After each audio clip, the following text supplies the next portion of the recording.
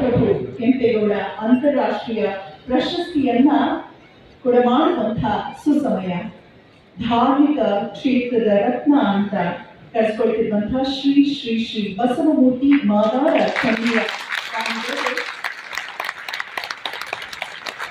ಉಪರಾಷ್ಟ್ರಪತಿಗಳಾದ ವೇದಿಕೆಯಲ್ಲಿ ಗಣ್ಯಮಾನ್ಯರು ಕೂಡಿ ಭಾರತದಲ್ಲಿ ಕೆಂಪೇಗೌಡ ಅಂತಾರಾಷ್ಟ್ರೀಯ ಪ್ರಶಸ್ತಿಯನ್ನ ಕೊಡುವ ಮೂಲಕ ಗೌರವಿಸಲಾಗ್ತಾರೆ.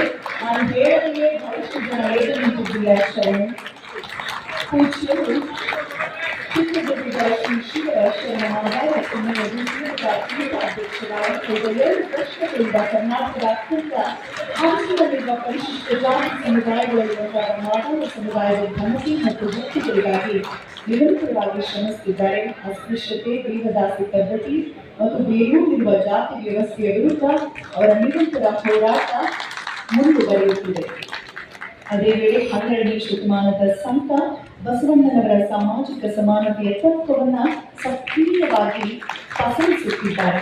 ಅವರ ಕಾರ್ಯ ವ್ಯಾಪ್ತಿಯ ಆಧ್ಯಾತ್ಮಿಕ ನಾಯಕತ್ವ, ಸಾಮಾಜಿಕ ಸುಧಾರಣೆ, ತಳಮಟ್ಟದ